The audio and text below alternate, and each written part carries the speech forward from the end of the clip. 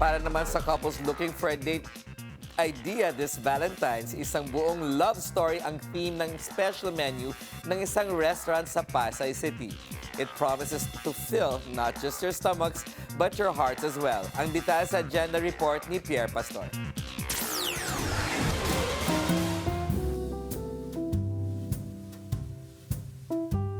Siguradong extra special ang feeling ng loved ones ngayong Valentine's kung may extra effort din ang preparasyon para sa date.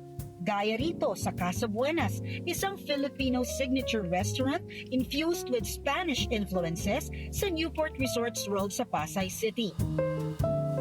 May special menu na inihanda para lang sa araw ng mga puso.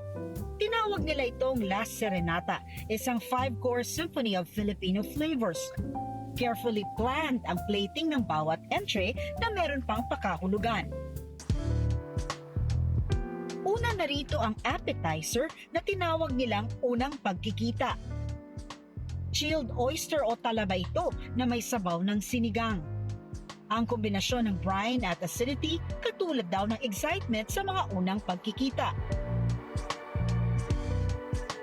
Next entry ang hawak kamay, kinilaw na tuna na nagre-reflect daw ng ease o kapanatagan dahil nabuo na ang koneksyon that comes naturally. Sumunod dito ang yakap na bone marrow soup at green langka dumpling na naglalarawan ng closeness and warmth sa isang relasyon kapag lumalalim na. Kasunod na ang main course na tinawag nilang pananabik, kung saan pwedeng mamili ng grilled lapu-lapu or beef tenderloin kare-kare and special food preparations. For dessert, narito ang lambing, a Corazon de Manila creation of raspberry and rose mousse, ube almond and Breton shortbread.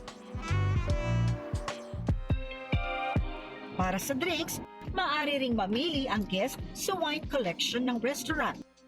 Nakadadagdag pa sa romantic feels ang exquisite ambience ng resto na inspired by affluent Filipino with Spanish elements, reflecting a modern interpretation of the traditional bahay na bato. Pinaliligiran pa ang Casa Buenas ng entertainment options gaya ng gaming at state-of-the-art cinemas at luxury brand stores. Para sa agenda, Pierre Pastor, Billionaire News Channel.